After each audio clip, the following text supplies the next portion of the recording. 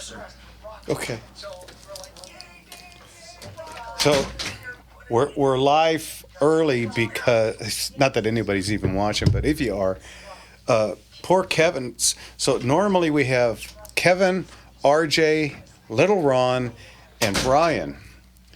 Well, tonight RJ and Little Ronnie are up in Oregon because RJ's daughter is graduating from the Oregon University of Oregon, so they aren't here tonight, and then Ryan somehow got the day off.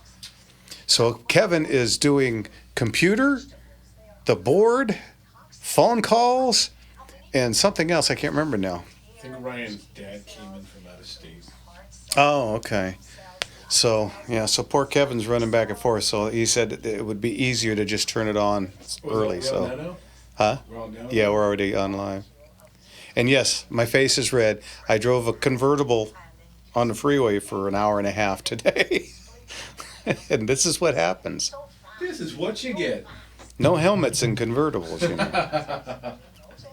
Actually, I got in the pool with the grandbabies, so I was wearing a tank top, so I'm striped like a zebra. Red and Caucasian. You look like the Yipe Stripes. Yeah. Gun zebra.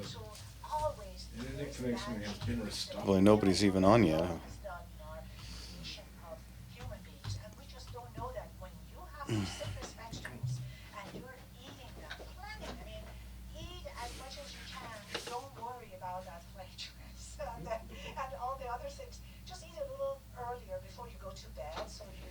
Just the duo. Well, it promotes gut health. It promotes us relieving the toxins. And then when you move your bowels, because Yes. always there is some gas and there's movements, right? And we go through that with patients who we are preventing from going on dialysis. That how many bowel movements did you have? And there's a questionnaire and there's a model of mechanism we have, and we have to keep track of that. Why? Because when the And the Dodger beat the dreaded Giants. 2 out of 3. 2 out of 3. Took the rubber band game and took it on. And Henry was exhibit A. I'm going to go get my adult beverage. Coke. With crushed ice, that's the adult part. The adult part. Sometimes I don't, okay? But 90% of the time we do, and 10% of the time we go, okay, I'm gonna have okay, you're still healthier, and your chance of getting on dialysis minimizes with that broccoli, the cauliflower, strawberries you're talking about here. You were gonna talk about I forgot you were gonna talk about your dad. Yeah, and I would just say this, that I want to connect the dots. Beautiful. In our childhood, we always hear things from our parents. Love my family. They ignore their wisdom, right? They don't need to be very educated, but I remember those days that I was in Iran, and I always was very studious, and I had to study because I always had big dreams, and we were not well off. So I had to study to lift our family up and just to get to the next level of my destiny. And I was studying. Sometimes I would You sure? Is that Yeah. from the- Yeah, from the show yesterday. Cool. It's big, and with the zebra striping, I wanted something loose flowing. Uh-huh. Yeah. Don't touch. There's my adult beverage. Hey man, there's a beverage here, man. Hey, man. Thank you, man. Hey man, what are you trying to do?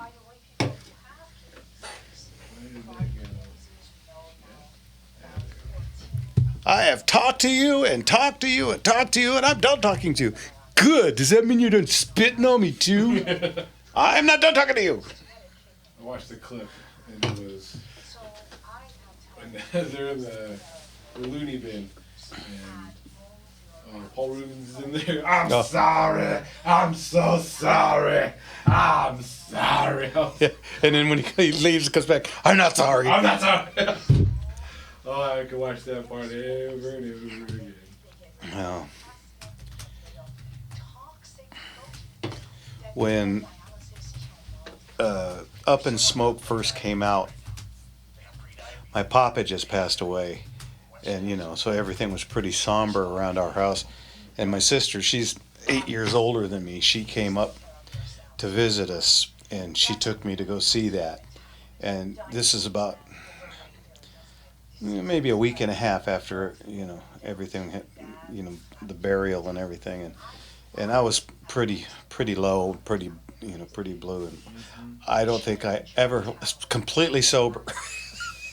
I don't think I ever laughed so hard at a movie in my life. Oh, I remember the first time my brother rented it, well, bought it from a friend, Mm-hmm. and he was like, "You got to watch this movie," and I'm like, "Why?"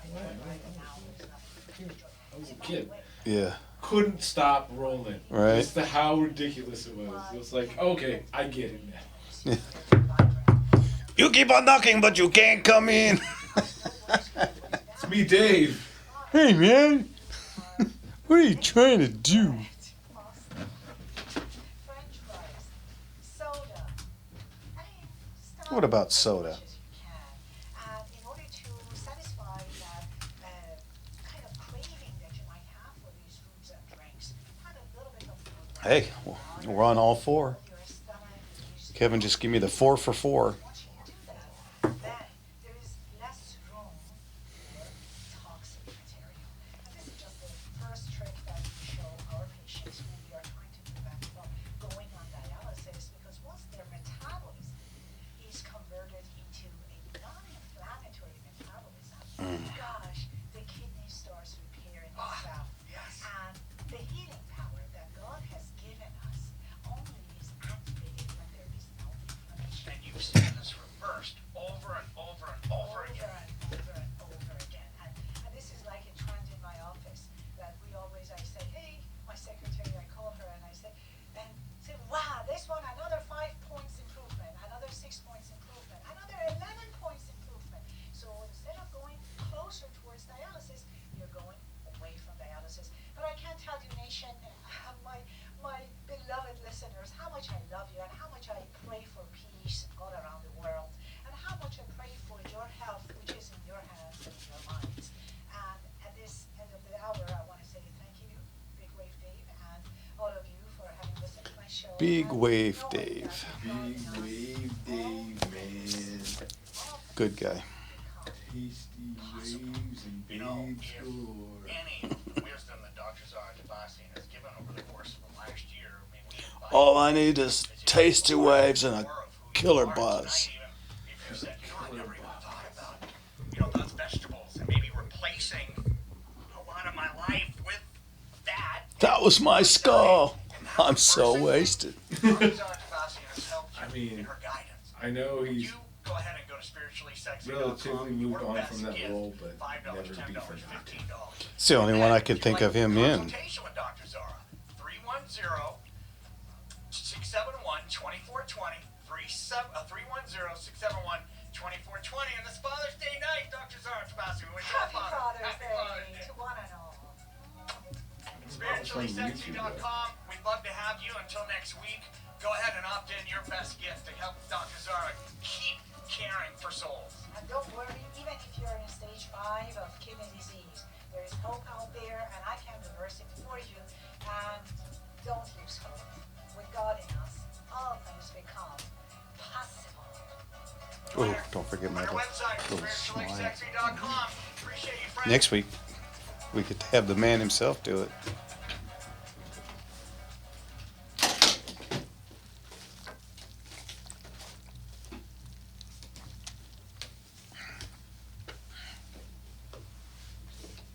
This program was sponsored by Dr. Zara Tabasian and Angel Care Dialysis Prevention. This is Larry Marino. You can help send care packs to our troops overseas on this Father's Day Troop Troopathon. Care Pack is incredibly important. And for how important Did you lose it? No, I did not. It's got to be. On this Father's Day, we ask that you help send care packs to our troops. For some reason, I never opened this up until we get here, so it's. once you get that care Well, package, and hope- whether it be from like family Had its own special little place. Own special little place. Oh, yeah. Remember the time I knocked down Chicago Molly? You knocked her down. I knocked her down. Well, I was one, started kicking her. Call 833-2-TROOPS. That's 833, the number 2, troops. Remember our troops this Father's Day today. That's 833, the number 2, troops. Or give online at am870.info. Hey everybody, I'm here with Arif Halaby, CEO of TFS Financial Insurance Services. Arif, Happy Father's Day, everyone. All our fathers, our dads, our granddads out there. Happy Father's Day. Thank you, Melissa. Thank you, Kirk. I know we have a bunch of you already chiming in. I talked to Kurt on the phone yesterday. Sweet. Weedy, thank you. Hey, Scott. Wow, well, we already struggle with ever-increasing prices on gas, utilities, and basic costs of living. Is there a way we can protect... And happy post-Flag Day and happy anniversary 250 years of the Army. Happy King's Day. King's Day. Well, that is fantastic, Arif. My friends, I highly recommend you learn from Arif.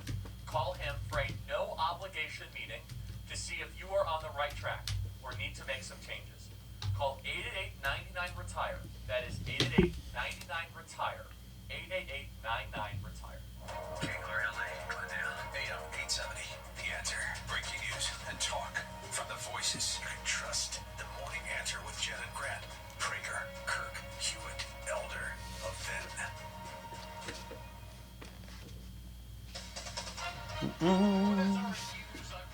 President Trump wants Israel to hold off on a plan to assassinate Iran's top leader as he holds out hope for a negotiated settlement. President Trump vetoed a plan to kill Iran's supreme leader. Israel informed the Trump administration that it had developed a credible plan to kill Ayatollah Ali Khamenei. But after the briefing, the official says the White House made it clear that Trump was opposed to the move. In an interview on ABC's This Week, Israel's ambassador to the U.S., Michael Ryder, was asked if Iran's supreme leader was off the target list. Nobody who's threatening the destruction of Israel should be off the target list, but we're not going to discuss specific individuals, online. Posting to social media, President Trump predicted that Israel and Iran would soon make a deal to end their escalating conflict. He said the United States had nothing to do with the attacks. I'm Jennifer King. Both sides have threatened to launch more attacks. This is SRN News. Folks, we're here today interviewing Mr. Uncertainty. How are you today, good sir? Well, I'm not sure. What's it like to be so indecisive? It has its ups and downs, just like the market. Wonder how old Dennis is doing. But after decades of hard work, now everyone Last I realizes heard. my effect on the markets. Very touch and go still. So can you tell us how the markets Very touch and will go survive? still. I know, that's last I heard he had been moved to somewhere back east in a Excuse me, Mr. Uncertainty. I've got good pain news for you. center or I'm something. Arif Halaby, CEO of TFS Financial Insurance Services, and we provide certainty for folks by providing them with a strategy for reliable retirement income. Folks, if you'd like to remove uncertainty from your retirement and learn about reliable retirement income, tune into the Total Financial Hour with host Arif Halaby Sundays at 11 a.m. on AM 870 The Answer. The Total Financial Hour Sundays at 11 a.m. or call Arif today at 888-99-RETIRE. Next fall, your child or grandchild could attend a high-quality private school for half price with the Southern California half-price tuition program. Choose from great schools like Hope Lutheran in Glendora, Grace Christian School in Cypress, Renaissance School International in Irvine, Valor Christian Academy in Redondo Beach, and more. That's the half-price 2 tuition points. program. See the complete list of schools near you at am870.info. That's am870.info. Hey guys, 13-year NFL veteran and Super Bowl champion Jason McCourty here, and I'm an innovation ambassador at FAIR, Food Allergy and Research Education. I would say the most challenging thing as a parent of a kid who has a food allergy is probably the ignorance that I myself had in the beginning. So I didn't know what anaphylactic shock was. I didn't know the dangers. We're getting a second early call. Richard's already online. Somebody else is calling in. You go to drop your kid off every single time. In the beginning, we have to go everything she was allergic to. Preparation is everything. And me for playing football for 13 years, it was all throughout the course of the week, just getting ready for game day. When you're on the field, you're playing for your fans. At home, you're playing for your family. My playbook: read labels, keep it allergy friendly, and have an epinephrine offering nasal spray as a backup plan. Because when my family's safe from food allergens, that's the real victory. Visit foodallergy.org to learn more. AM 870. The answer. Are you exhausted? We are too. Let's unite and come together. I have a feeling This this live program is call's going to be somebody from Arizona. Shops. Hello, Mr. and Mrs. America and all the Ooh. people at sea. You're listening to Gunslinger, brought to you from behind the Iron Curtain on Radio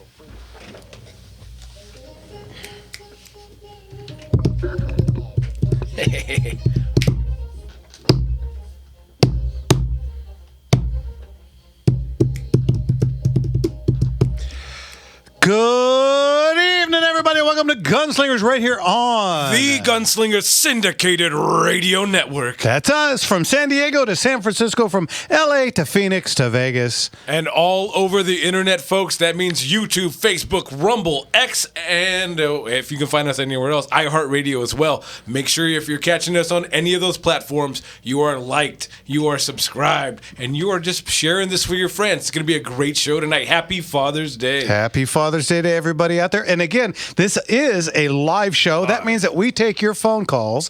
What's that number? You're going to want to call in. That's 866-870-5752. Once again, 866-870-5752. All right, give us a call. A couple of changes for tonight. Rick from the CRPA won't be with us tonight. He had a family member with some medical issues. So everybody tonight, when you're on your knee, give a little prayer to Rick and his family for him. And but at the bottom of the hour, until the top of the next hour, come on, we got the one and only next governor, Chad Bianco, coming on. Yes, the sheriff is going to be in the house once again, and so that should be fun. We got him on the uptick. He's a fun interview because he can talk. It's funny when you interview people. A lot of times they get really tongue-tied talking on radio, but Chad doesn't have that problem, so it's really good. Just kind of wind him up, let him go. And he's coming back from a little trip. I just saw that he was in Oakland and all. So. Yeah, he visited the one and only ever. Well, actually, that's not quite true, but it's mostly true. The ever closed In-N-Out Burger. Yeah. Right. Really quick, I worked for In-N-Out from 78 to 84, so I know a little bit of the original background. And in the very, very beginning, there were about 6 or 8 In-N-Outs, and Harry Snyder, the one that kept the name, had a partner, and they split up. And so those In-N-Outs, I don't know that they kept the name, but those ones ended up closing. And of course, Harry went on to much bigger and a lot better things. Yeah. So a few of them actually in the old days. There's still one around. I want to say it's in Temple City. I can't remember exactly. I saw it a couple of years ago. I was driving from somewhere to somewhere and went, oh my gosh, that is an original, just itty bitty little shack. Yeah, I mean, I grew up working at number 6. That's the one on Azusa Avenue and the 210 freeway, and I worked there for 5 of the 6 years. Then I got transferred when I made into management. It's just like the Army; they won't let you stay. You got to go to another store. And I went to number 7. That's the one in La Puente, right across the street from the Donut Hole. The donut hole. Yeah, so drop on into the hole. Yeah, a long time ago. I quit in April of 1984. Damn. It seems like yesterday, a million years ago. Anyway, so whole bunch of stuff to announce. Of course, next week is a Motorslinger show. Motorslinger. That means that we got the one, the only Leon the Motorman in-house, in studio with his friend George, the Airplane Man. And that dynamic duo knows everything. Yep. If it hums, purrs, goes... Or moves people. Or mows your lawn. Yeah, right? Or weed whacks, whatever so by land, by air, by sea, they'll cut you covered. So they'll be in. That'll be a lot of fun. Those are always a lot of fun because we get... I think the last Motorslinger show we did, we had like 28 phone calls in the 2 hours. Oh, yeah. It was just one after another after another. It was a lot of fun to do. That's all because of you guys. And don't worry that this is a gun show. If you have a car question, you call in anyway because it's fun to just kick back and watch Leon work. Right, exactly. Watching him do what he does best. Yeah. Talk about what he loves. Yeah, it's a lot of fun to hear. So don't just... Like I always say, make sure before you ask them about your 74 Celica that you compliment him for all his years on the radio. That's all we ask. We are blessed to have such a legend come into the studio and have fun with us, smile and laugh and answer your questions. So make sure you're showing your love, folks. Yeah. And then, of course, next auction is September 13th, and we're filling up, guys. Holy cow, are we filling up? And so I'll give you a couple of quick. This week we had 6 Winchesters come in, 5 73s and a 76 in 80 to 90% original condition, and they're all custom order barrel lengths and stocks. And Come on, folks. I mean, absolutely unbelievable stuff. Just beautiful, beautiful guns. And then we had a Coonan come in. Ooh. For those of you that don't know, a Coonan is a 1911 in 357 Magnum. Kind of scarce, fairly rare, and incredibly sought after. We've got a pile of Colt Pythons and Diamondbacks and a whole bunch of different, 1911s and single action armies. Of course, we factor that brings us 20 to 25 guns every auction, and he's promised to bring us that again for September. We've got a collection of pocket watches, Waltham to you name it. The old timey with the stem at the top where you wind it up. I think, Gunslinger, staying classy. That's what we do. Right. I think we have like 30. I understand we've got some art coming in. We got a call the other day from somebody who had some Remington and Charlie Russell bronzes. Ooh, so that's going to be really cool.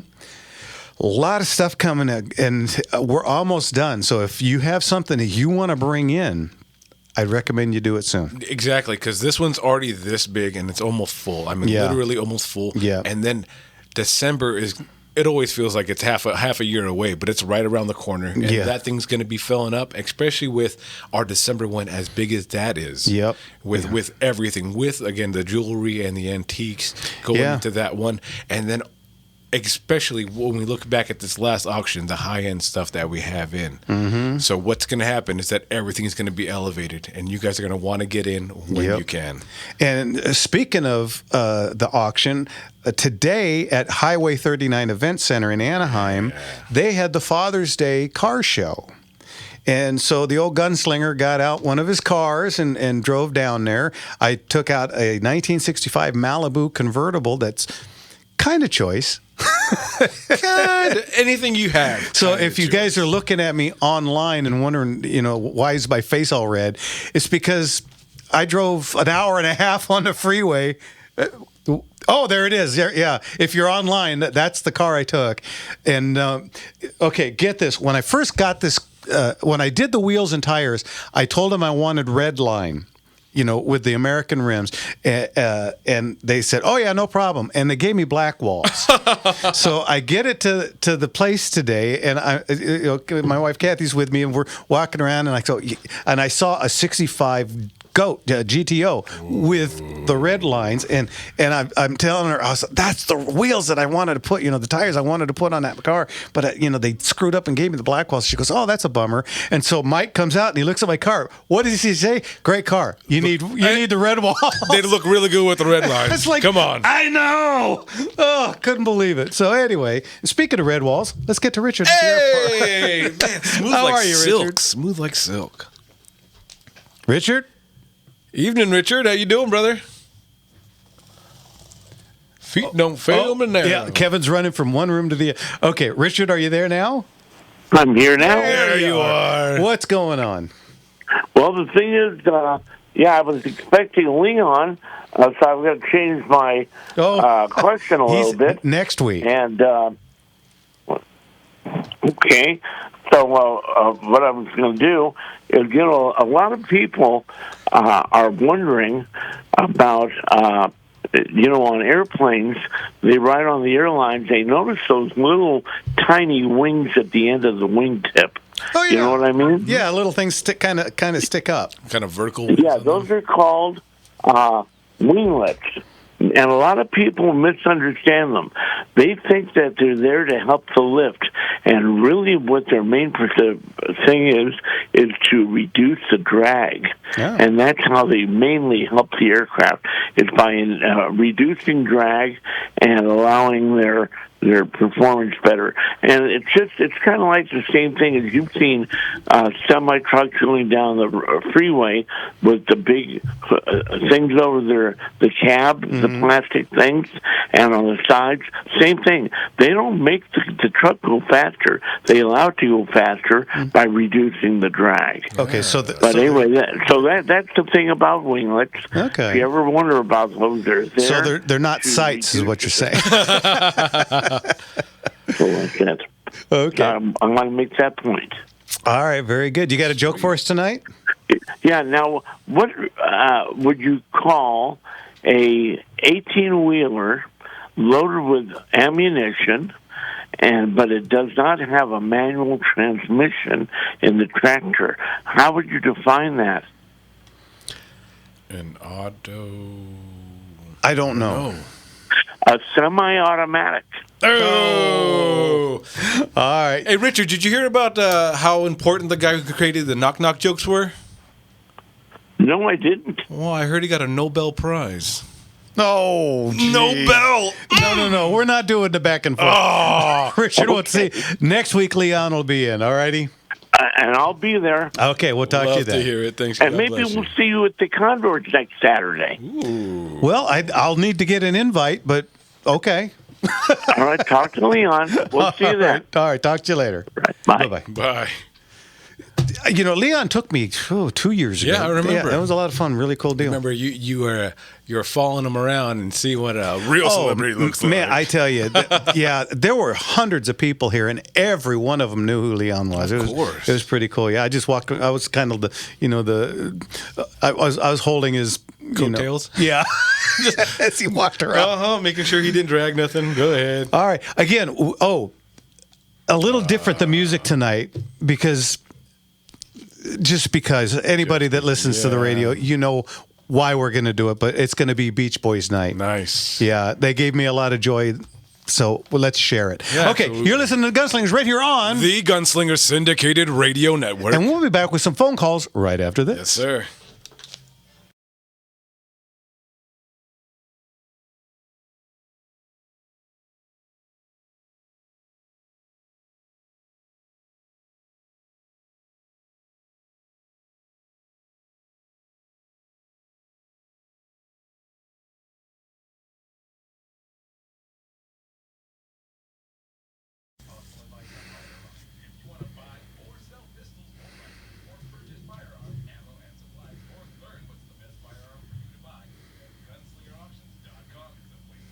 Our staff has literally decades of experience and knowledge. We'll give you great advice on your firearms, informed insights on what firearms you should be purchasing. Plus, Gunslingers has huge auctions several times a year. Humongous auction is September 13th, where you can bid on incredible pistols, rifles, art, and collectibles in person, online, by phone, or through absentee bids. Go to gunslingerauctions.com for locations, hours, directions, and videos of past Gunslinger programs, info on firearms, ammo, and information on our next huge auction. That's gunslingerauctions.com. Again, gunslingerauctions.com.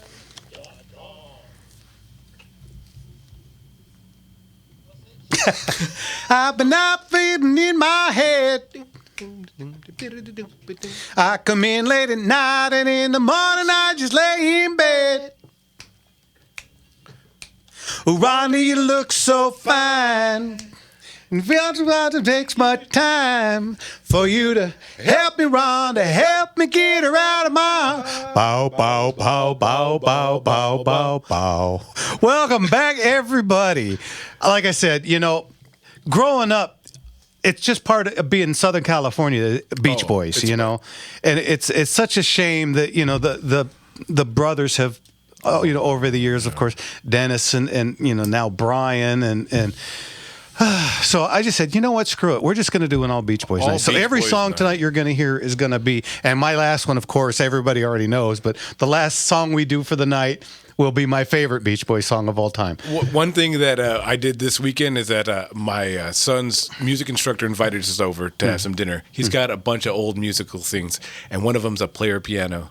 And he played a couple Beach Boy songs on the player piano, and it was karaoke night on a player piano. So Very that was cool. pretty awesome. All right. Well, again, no Rick tonight. Again, if you guys would, we'd appreciate a prayer posse for Please. him and his family, and he'll be back next week, I'm Happy sure. Father's Day, Rick. God bless At the you. bottom of the hour, we're going to have Chad Bianco, the sheriff of Riverside County, running for Future governor. governor. Yep, future governor. But in the meantime, we got a ton of people to get to on the Love phones. it. Let's get to David in Thousand Oaks. David, what can we do for you? Evening, David. Yeah, is that me? I got a grand question. My kid gifted me it's a National Arms, and it's made in Azusa back in the 70s or 80s or something. It's made out of parts. Mm-hmm. My question is about the receiver. Apparently it's cast and not forged. So it's a good-looking gun, but I don't want to shoot it and have it explode. So what's your comment about that? I think receiver? you're 100% correct. I've had those come through, and I've seen them actually where that happened. So a guy came in one day. He had just come off the range, and he was at 16, 17 spots on his face he was bleeding from. Whoa. And he had a Garand in pieces, and it was one of those the aftermarket Garand receivers. So be careful, if it's not that South American firm, I think it's Imbel that makes them. They make them for Springfield Armories. They're the ones that make the M1A receiver too. If it's not them, or if it's not a real one, there was also a company back in the 70s. Blue Sky, I think is the name. They were taking cut in half receivers and welding them back together. Oh, man. And so if you've got a gun that says Blue Sky anywhere on it, be very, very careful. Fire with caution. Yeah, because when they go, it's not pretty. I think this is going to be a wall ornament because it's a beautiful object to look at because it's cherry. I mean, the wood is not dented or it's not messed up at all. But I think I'm just going to hang it on the wall. I think that's a wise choice. And then the next thing you do is go to Gunslinger Auctions because we always have 4 or 5 grands. Oh yeah, this last one we had we had Winchester, we had Springfield, we had International Harvester, and we had an H&R. So we had all 4 of them. So yeah, just come on down to September 13th. You'll find a good grand. All righty. Which location is that you're going to be at? The auction is held at the Highway 39 Event Center. Go to gunslingerauctions.com. It's gunslingerauctions.com, and everything you need to know will put you right there. All righty? Well, thank you, gentlemen. Thank you very much. Thanks for the call. Take care now. All right, let's get to Price in North Phoenix. What can we do for you, sir? Not Price, Farmer Type. Oh, Farmer Type. Your call screener couldn't get it right, even after I said it 3 times. Well, that's anyway. That's because it's kind of today was a great day at Ben Avery. Okay. On Father's Day. Happy Father's Day to you. My son had a fantastic time with hitting his target. Pretty much about 3/4 of them were inside the 8-inch circle at 30 feet. Good. I posted it on the Facebook. And I did surprisingly well. I hit most of them within the 3-inch bullseye with my P365. Anyway, you talked about the riflemen quite a bit in the past. Yeah. And I happened to, the guy next to me had he was shooting a 44 Magnum out of the same rifle that Chuck Connors used. He used a 44-40, I believe. Well, maybe. Chuck Connors used a model 1892, and they would have been in 44-40, 38-40, 32-20. I don't know that they, unless it's a newer one or maybe one of the Rossies. Well, I heard. Well, Farmer, if you're going to interrupt me, I'm going to cut you off, and we'll go to another caller. But if you want to hear what I have to say, I guess you don't. Hang on. Okay, Farmer, you call back when you're ready to behave. I mean, you started off kind of rude, and we'll just go on from there. Let's get to Mark in Woodland Hills. Mark, what can we do for you? Evening, Mark. Good evening, guys. You're going to have hopefully our next governor on, and I'd like to suggest that he get more surrogates out there, like Alex Villanueva or Mark Lamb from Arizona, to stump for him, because there's going to be a sympathetic media against whoever he comes up against. Absolutely. And Chad needs to staff up hopefully a phone bank as well, so that, the little guy can help him out, and got to flood the zone with support, basically. Couldn't agree more. And I hope he becomes governor and will enforce California's anti-mask law of 1873. A lot of states did this, but California actually has one of the strongest, believe it or not, because these were like anti-Klan laws, which means you can't be in an area as a mob and they're breaking stuff. You can't conceal your identity. Nope. And that in itself is a violation. So it's a misdemeanor, but, And when you hear people... guys, when you hear people say, I'm for reasonable gun control, remind them it's really just citizen control. Exactly. Yeah, reasonable gun control. It's already against the law to shoot people. Yeah, What exactly. How much more do you need? Yeah, Mark. Well, you know what Mark Twain said, right? Politicians and diapers must be changed often for the same reason. I'm looking for some fresh blood in Sacramento, and he is the man to do it. I couldn't agree more. I already took down that note about the phone bank's going to try to pump him for that too, because I understand. And I know he's got a site so you can donate. And Bianco folks, for governor. Everybody says, "Oh, you Republican can't win in California." Well, you know what? You're wrong. A Republican can win, but you know what it's going to take? A buttload of money, because we got to have commercials, because he's going to be inundated. I mean, just like what they've done, with our president. Everybody and his brother is going to throw lies out there, and nobody's going to. They just get to lie, and nobody calls them on it over and over and over. And so, we need money to fight it. Well, no, I remember don't, Governor Reagan. Governor Reagan had problems on the campuses also, but he put a stop to that with, who was that, Ilioto, or was that Japanese-American fellow? He was a senator. Hayakawa, I think it was. That's right. Yeah. And the two of them did a pretty good job of containing discontent in this state, and we got to return this state to sanity. I couldn't agree more. Let the inmates run the mental hospital, okay? The inmates running the asylum, you bet. Mark, we got to go. God bless you guys. God bless you. Talk to you later. Thanks, Okay, Mark. bye-bye. Always great call. Let's get to our old friend we haven't heard from in a little while, Captain Rick out at the marina. Hey, Captain Rick, how are you? Hey guys, I called to wish you a happy Father's Day. Thank you, sir. You know what Same to the you. official definition of gun control actually is? It's using both hands and hitting your target. Hey, that's true control, right? True control. That's like gun control. And I wanted to ask you guys a question. By the way, I support Chad. He knocked it out of the park at the town hall in Riverside, and I want to work on his campaign or sponsor a luncheon. But I'm calling to ask you about RSOs. I sponsor the Women on Target with that other organization, the National Rifle Association. And I always make sure there's a chief RSO. Now, I'm an RSO. I've taken both the CRPA and I've taken the NRA, and I've had a lot of knowledgeable people that I've been around. But when I always make sure there's a chief RSO. What does a chief RSO entail? And when you want to go work for a range, I'd like to retire part-time and work for a range. How do you become a chief RSO? What's the training for that?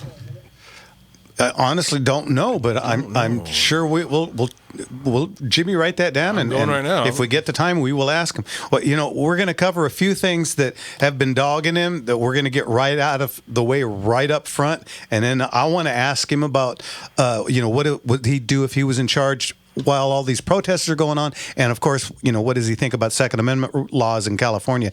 There's the music, and real fast, Captain Rick, go ahead and check out NRA training and NRAinstructors.org. They may be able to help you out there. All right, Rick. All right. Okay. All right, cool. All right, Rick. Thanks again, and we'll be back with Chad Bianco right after this. Sir.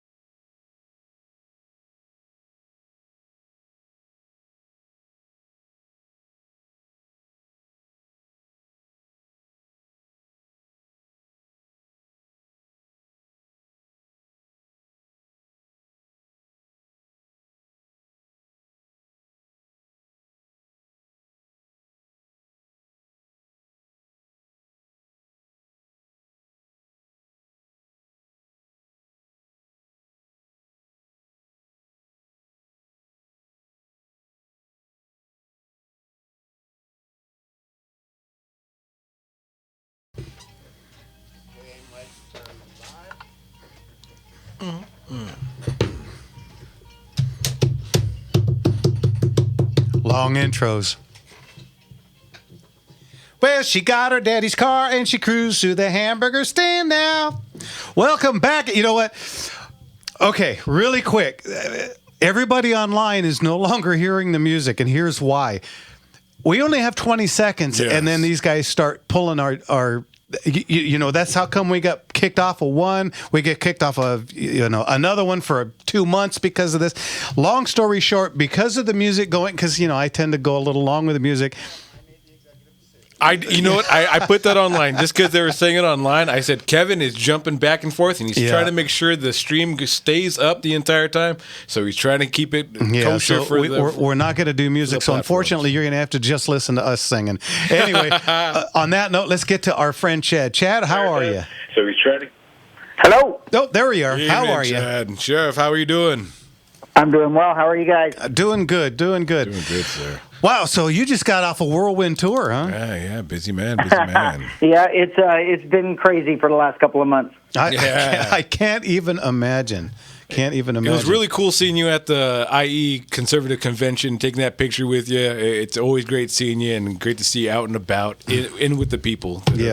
Looking out for you. Absolutely. Well, that's where I'm supposed to be. Yeah, absolutely. Well, and I saw you at your fundraiser, and in a giant oversized coat I was in.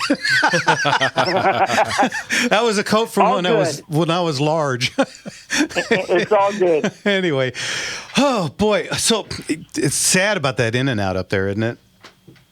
It is. I'll tell you, it was very surreal driving into that. Not only are you there at the In-N-Out and you're just driving through. Honestly, it looked like a third world country with graffiti on all the buildings and the roadways and the K-rails and the fences, just the trash and things boarded up and homeless camps. And then you can see the stadium, where the sports teams used to be before they fled California. And then you come up on the In-N-Out burger, and it's just all they've pretty much stripped it. So you know it was an In-N-Out just because of the shape and the red address, but they've got everything else gone off it. But then it's boarded up and it's a fence around it, and it's just like how sad that this is the United States, and we have a city that is so criminally enabled that businesses are closing, and especially an iconic In-N-Out. Yeah, seeing your video that you put up, if anyone just search out Sheriff Chad Bianco on any of the socials, it's heartbreaking to see him standing in front of this fenced up, and what you know is an In-N-Out burger, an icon of California, and just being it bare and completely deserted. It's just really heartbreaking. Anyway, so Chad, let's just get right to the brass tacks on two things. The first thing is, so many people have emailed me after we made the announcement that you're going to be on about this Oath Keeper thing. Can you explain that? Sure. Okay. It's interesting. This is, as we move on through this campaign, it's almost hilarious to me. It's one of those things where I know that I am going to be the candidate to beat because I have the left and the right coming after me. And so obviously that's who they're afraid of. But as Oath Keeper, it's hard to even answer this because it really depends on who's asking the question, where it's coming from, and why they even care about it. But here's the reality of the Oath Keepers. The Oath Keepers were, in 2014, I don't even know. There was a huge push around then for constitutional sheriffs, and there's a Constitutional Peace Officers and Sheriffs Association. The Oath Keepers were one of them. And truly, if you go back, if you actually do a little bit of research and you find the Oath Keepers website and you look at their what their mission statement is, their mission statement is almost identical to the ACLU. And it is basically a bunch of law enforcement people and military people who swore an oath to the Constitution, not to politicians, not to a government, but to defend the Constitution against all enemies, foreign and domestic. And it's basically a bunch of patriotic Americans that love our country and love and would die for our Constitution. And somehow, over the years, the progressive left has turned anything constitutional, anything along those lines that is pretty much pro-right conservative, that you're an extremist. Yeah. And the funny thing is, even people on the right believe it. And it's just absolutely bizarre to me. And then here's what happens. This is why they got such a bad rap, is because 3 or 4 or 5 of them, or something like that, were arrested that claimed association with Oath Keepers, were arrested in Washington, D.C. on January 6th. So here's the thing that I like to say. Last week, one of my investigators arrested a school teacher for molesting kids. So does that mean all school teachers are child molesters? No, well, come on. No, but see, that's common sense, and common sense is no longer common. Yeah, try to be well, that's exactly right. And so it really frustrates me about these stupid things that are coming up, especially now because I have both Democrats and Republicans that are paying to have bad information or somehow sculpatory information put out there about me to try and somehow lessen my appeal, because in the end they're not going to be able to raise their own. And so they know that I am the front runner in this election. It's very apparent on the Democrat side and the Republican side. So people are coming at me, basically they have to, I'm running on honesty, integrity, and leadership. That is something that state government has never had. And that's what they're going to have to attack, because they know they don't have it. And so they know they're going to have to attack me, so you don't say, oh, yeah, he claims he's a leader, but he's not. Or he claims he's honest, or he's not. And so they're just going to lie about all these things. And then the sad thing is in an election year, we're so used to politicians lying that when my opponents on the Republican side put out a whole bunch of lies, it's okay. It's politics. That's what you're supposed to do. It's actually just another disgusting display of why we're all sick and tired of politics. But we can deal with it, and we know we've been dealing with it for 4 months now since we announced 3.5 months, and it'll go on for a little bit, but eventually it'll die off because people are going to get sick of it. Okay. Well, and that leads into the other, hopping question, which is the George Floyd and the taking a knee thing. Yeah. And that's again, that's the same thing. So we know we're all about the same age, and even if we're not, young kids are hearing it. I know I told my kids, and we certainly did when we were growing up. Our parents told us never believe anything that you hear, and only believe half of what you see. Yeah. And basically, that's pretty much what this is. And this one is what really got me in this election, because I truly did expect the Democrats to come after me hard. I didn't expect it from the Republican side, and that's what this one is. And a Republican opponent paying to have people spread this information. And so basically the narrative is that I kneeled for BLM, which absolutely is not true. And the reality is the 900 deputies that I had there that day and the 250 from other agencies know exactly what happened that day. Whether or not it appears that way now, or in hindsight, or in the tiny little clip that they're posting around on social media, every single deputy there that day knows that we were all praying that was going to end well, because we had already given the order of dispersal, and we were telling them we were going to either arrest them or force them out. And the organizers of the event at that point told us where all of the Antifa people were. They told us where all of the weapons were hidden in bushes and behind buildings, what was going to be used against us. And before we made them leave, the organizers, they asked if we could pray, and hopefully no one got injured, and it was basically for the deputies. And we did. Unfortunately, there was a news camera there and a news reporter, and the news spun it like I kneeled for BLM. The reality is, today, I am one of the really the one of the most respected leaders in nationwide law enforcement. And in California, it's amplified. It's even more. And here we go again, the common sense thing. The common sense would tell you that would not be possible. I wouldn't even have the respect of my own department, my own deputies, if I would have knelt to a domestic terrorist organization that hated cops. And the reality of that night was we set the tone for the rest of the country on how you deal with BLM. And I mean, for lack of better terms, or, this may be a little harsh, but we destroyed them. And we did it fast, and we did it decisively. In less than an hour, we got roughly, depending on how many you think left, but it was a minimum of 5,000. There was 10,000 people there. We got them all out of downtown Riverside within an hour.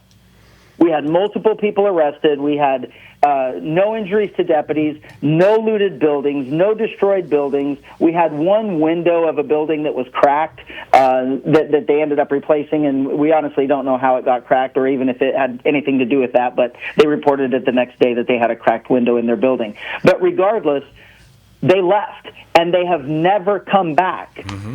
The good thing for law enforcement is the law enforcement agencies that were watching what we did that night, they started doing it the next day. LA Sheriff was the big one. They started doing the same thing the next day. They had let theirs go so long that it took them about 3 days for them to get a handle of it. But they did. Eventually they did, because they started kicking their butts, taking people to jail, doing what they're supposed to be doing instead of the politically correct way.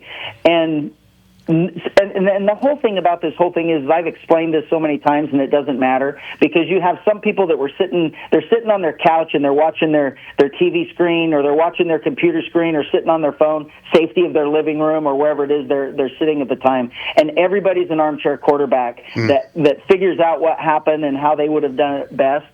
And the reality is, we kicked their ass that night, and those things don't go together. And for this campaign, this is what I am so far. I'm the pro-Trump extremist. I'm the anti-Trump. I don't like Trump and I don't like Tom Homan. I'm the hardcore conservative right-wing lunatic, or I'm the Democrat in sheep's clothing and I'm just acting like a Republican. I'm the pro-BLM guy, or you can look at what's happening right now, where these riots are all happening all around us, and absolutely nothing is happening in Riverside County. We have protests, but during these protests, every single one of the protesters are passing around all the information that if there are deputies around, don't act out of line, don't do anything wrong, and don't go anywhere near county property because of me, and they can't protect them. They'll all go to jail, and they know what's going to happen. None of those things match. So why are we acting like all of them are true? It's just so bizarre to me that how ugly politics get, and then how great and wise armchair quarterbacks are. Yeah. Well, again, you're playing with other people's money, and that's what they're afraid of. They don't want to lose their gravy train, which is the taxpayers' money. Exactly. So, for sure. Yeah, they're going to fight you tooth and nail. That's why I said, Chad, if anybody wants to donate to you, what's your website? BiancoForGovernor.com. Okay. And thanks for asking that, because unfortunately, in even knowing what's happening and how they're coming at me, the Democrats are all raising money to fight me. The Republicans are doing the same thing. And unfortunately, these elections cost a lot of money. So what I'm hoping for is, if we get, this is a lot. We would win in an absolute landslide, but there's 40 million people in the state. I want 10 million people to vote for me. I want this a very decisive election. Newsom only had 7 million last time. So I want 10 million votes, and if every single one of those voters would donate $5, that's $50 million for our campaign, and there's no way we lose. Yeah.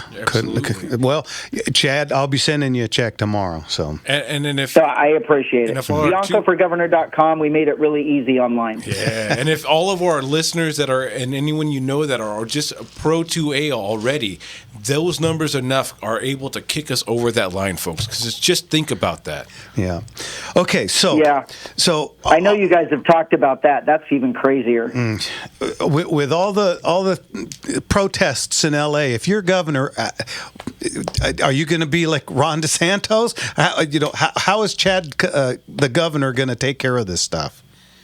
That's a very fair question to ask, because we can all see right now that our own governor has failed and city officials there have failed. And all I will do is I'll tell you, I don't even have to tell you what I'm going to do. You just have to go back and look at what I did.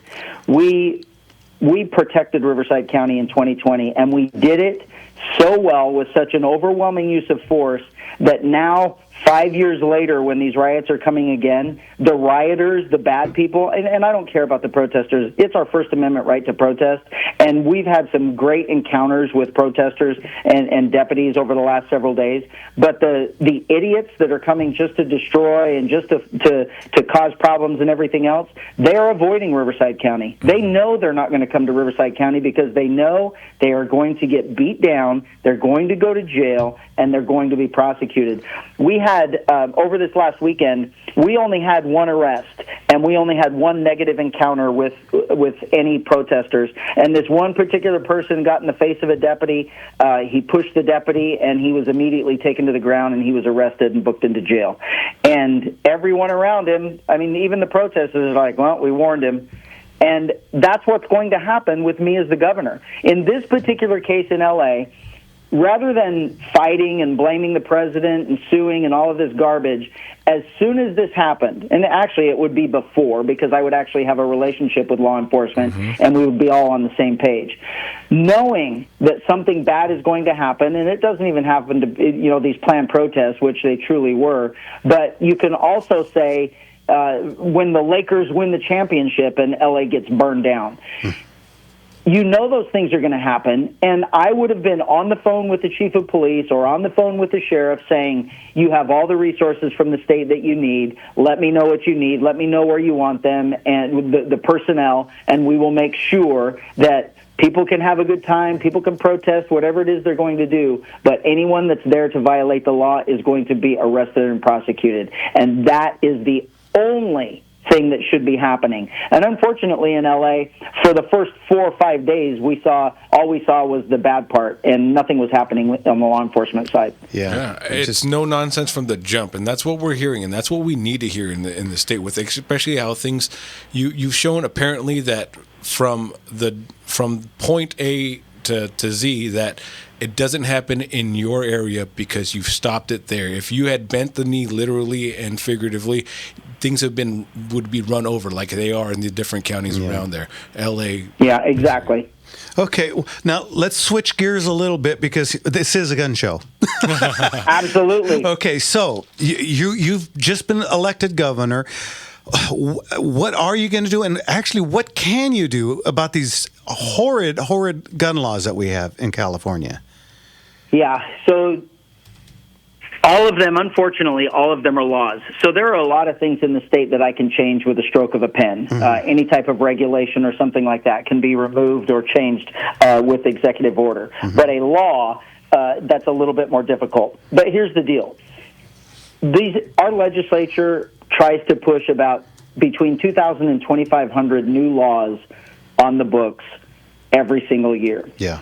And what I have is the power of my pen. I can either sign it or I don't. And the thing about signing something, I can let it go till the very last day and sit on my desk and either veto it then or sign it. And then they have to scramble. If it is a veto, they can override that, especially with the majority, but it takes them a long time.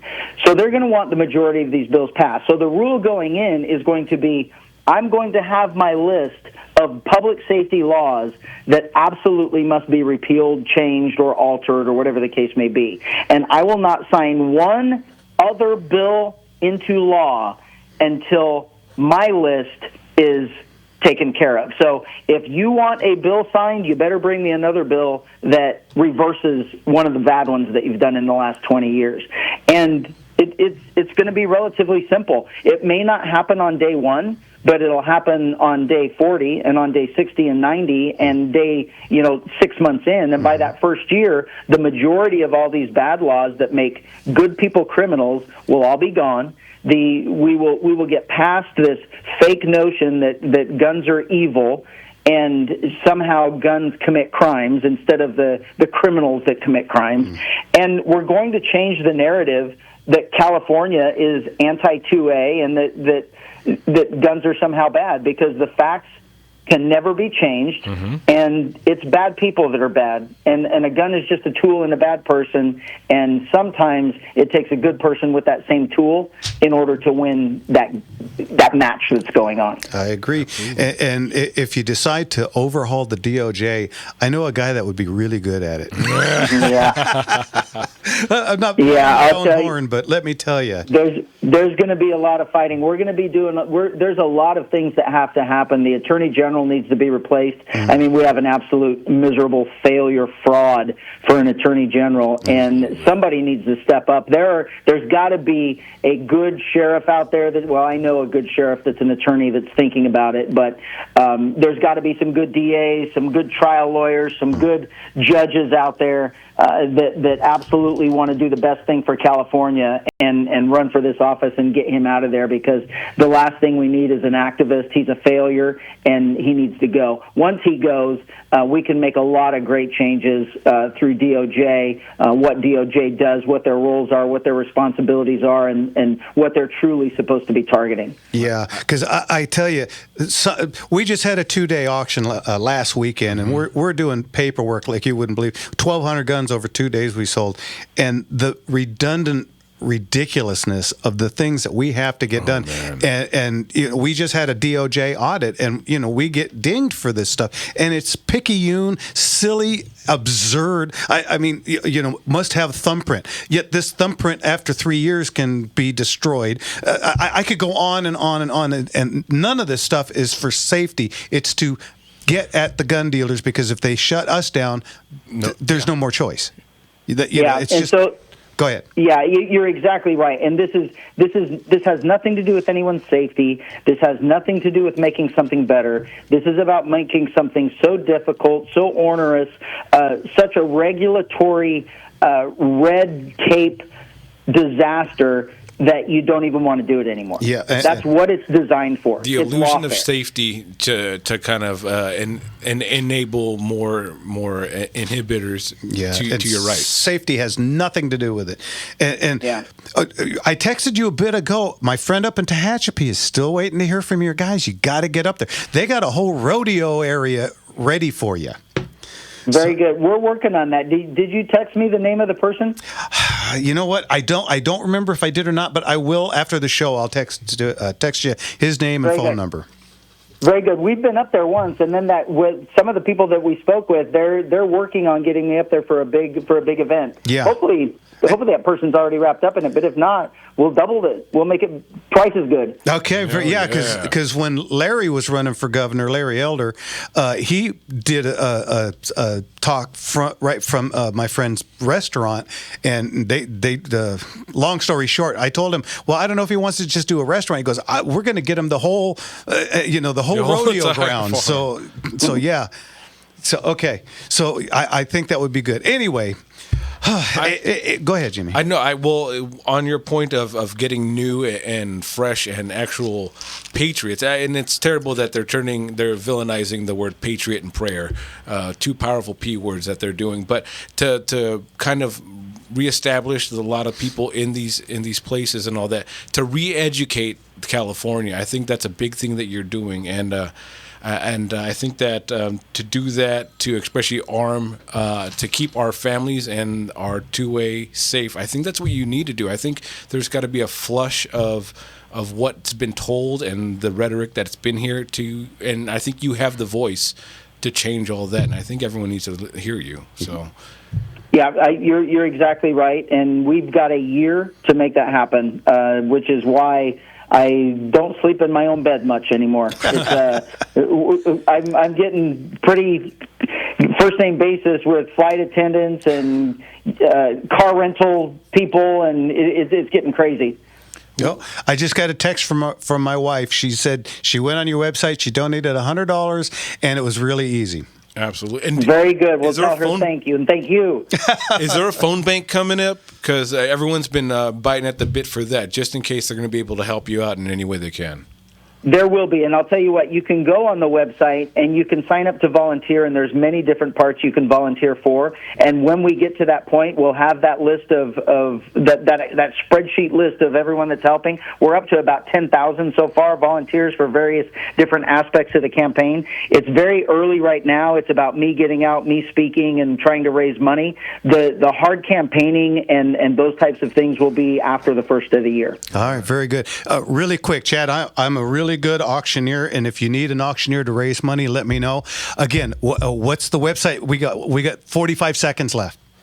BiancoForGovernor.com. You can donate there. You can sign up to help in the campaign, get information about the campaign, and we've got lots of cool T-shirts, hats, and other types of merchandise on there you can purchase too. All of that goes 100% to support the campaign. Very good. Want to thank KRLA for not making us break in the middle of this, so we gave you the whole half an hour. Chad, I appreciate it, and we'll talk to you again soon, okay? Thanks, Sheriff. All right, guys. Have a great weekend. Thank you, sir. Talk to you later. Happy Father's Day.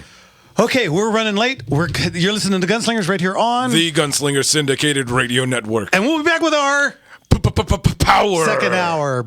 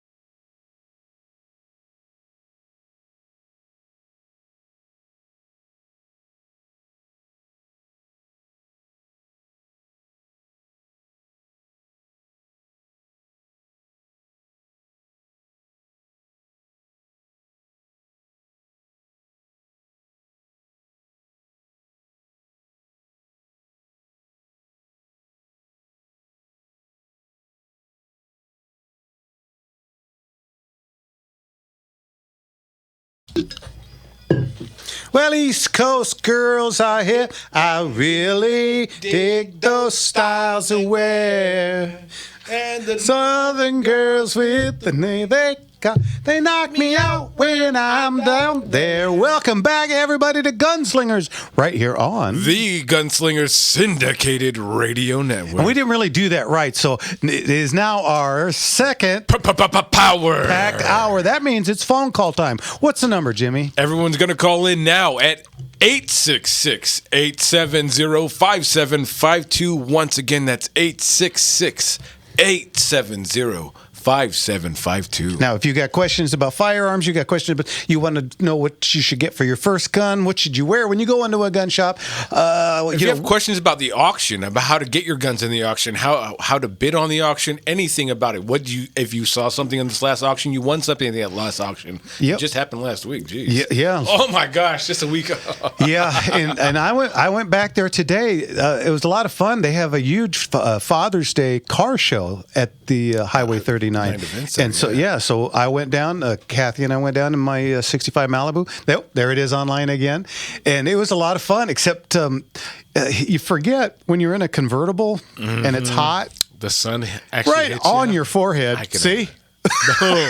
A little color. Well, yeah, but the colors are all red.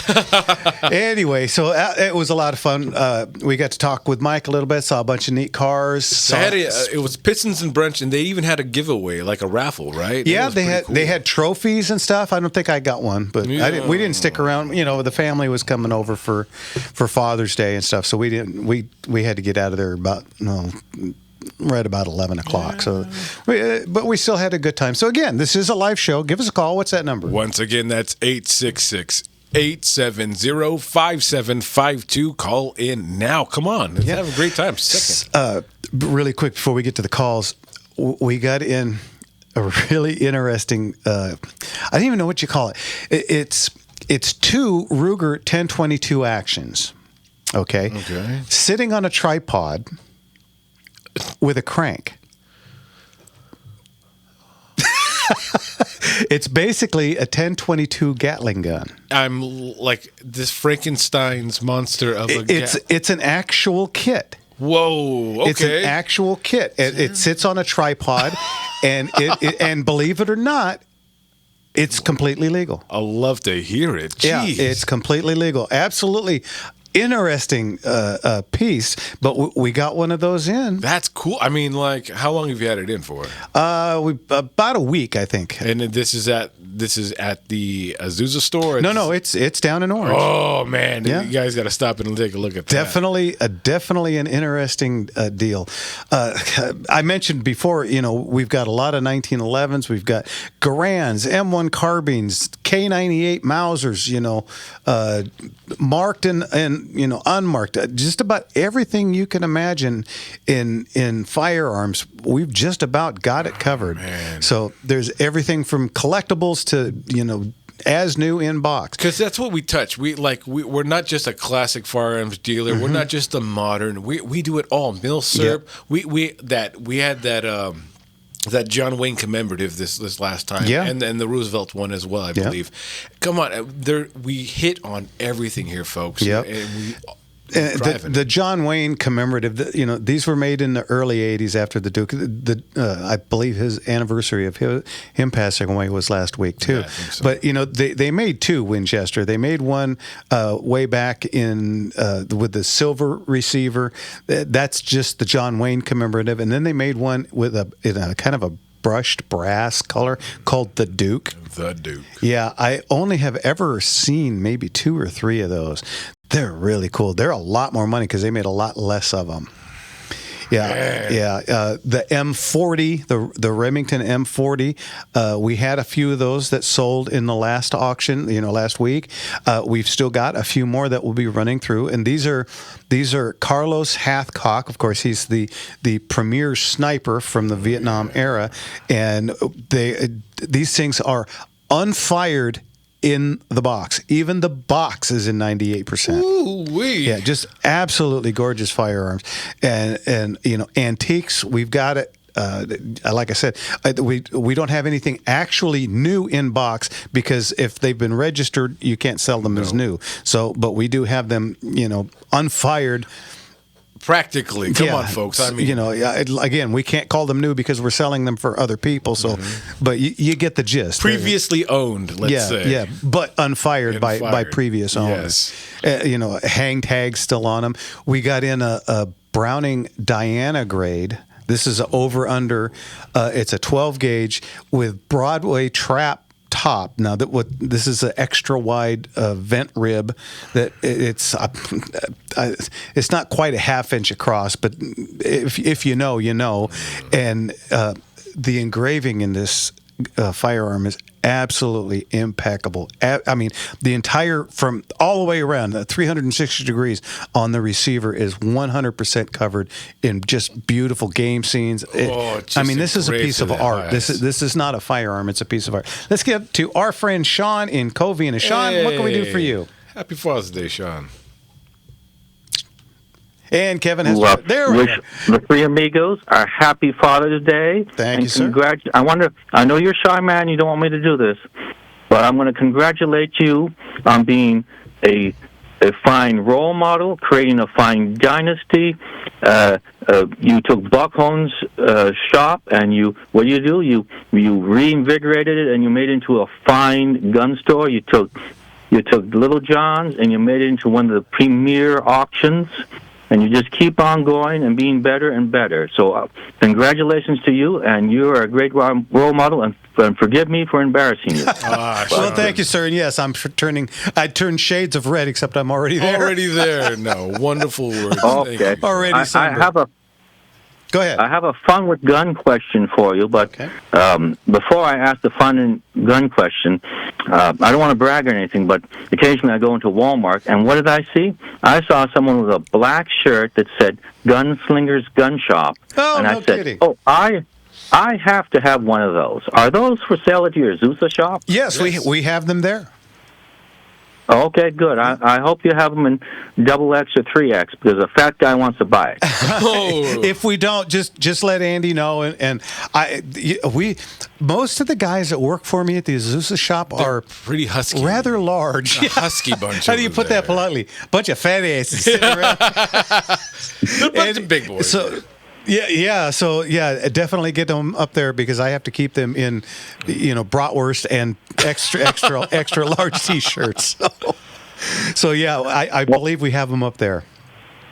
Okay, thank you. Now the fun with gun question. Go ahead. I'm going to go to the Winchester 1895, produced for the Russia for World War I, and 7.62 by 54 rimmed. Mm-hmm. Now, I'm going to give you the same choice. If we remove the Mauser and the Springfield 03 and, of course, the 1917 and 06, would you prefer to use that in World War I compared to the others, like the Lee Enfield Mark III or Mark I, or the others? Which would you have used in World War I? And, again, the same question against lions, tigers, and bears. Okay. Well, if it was my choice between a lever action and a bolt action, and if you're going to take away the 03 and the 1917 and the what was the third one? No, the Mauser.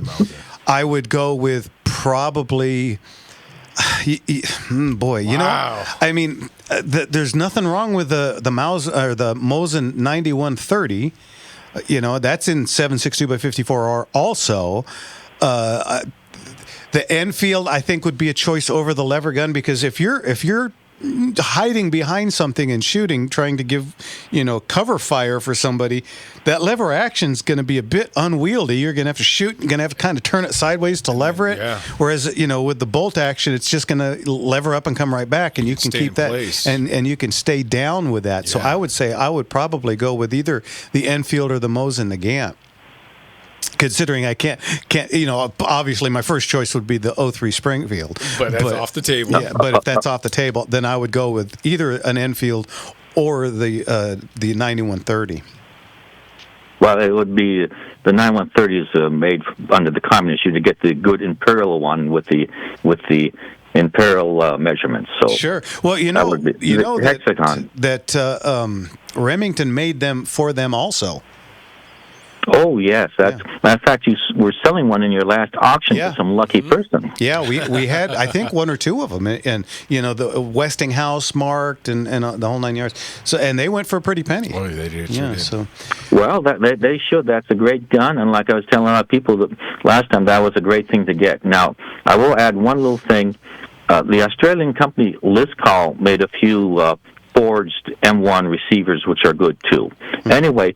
Thank you as always, and I salute you, and I salute you, Jimmy, and hopefully that one of these days, Jeff will put a Corsair in your backyard. Oh, if I'm lucky. Well, wouldn't that be something? God bless you, Sean, thanks for the call. Thank you so much. Okay, goodbye. Take care Always now. Good. Always good to hear from Sean. Always good. Okay, that opens up the line. What's the number, Jim? You guys want to call in at 866-870-5752. One more time. Come on now. That's 866-870-5752. Let's come on. This is the second power-packed hour. That's what we're here for. And this is what this section is made for. Your calls, folks. Your questions, your comments. Let's get on it. All right, Kevin, how much time we got left? 1 minute? Okay. Yeah, call in. If you have anything, go ahead. Well, I was going to say, let's go to commercial now. There we go. There's some music. So now we're going to commercial. All right, guys, you're listening to Gunslingers right here on the Gunslinger Syndicated Radio Network. And we'll be back right after this. Yes, sir.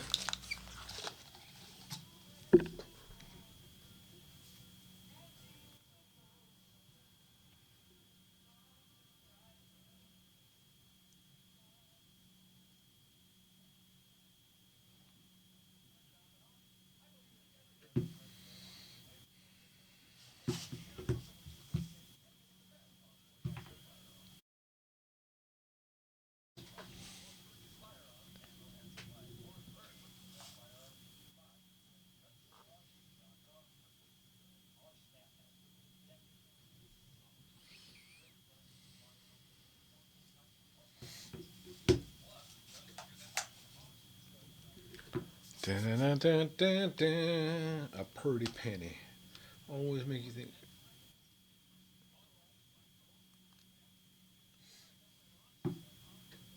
Sean is always a great caller. Always love Sean's calls. Always has. Sean's a very, very nice man. Got people online.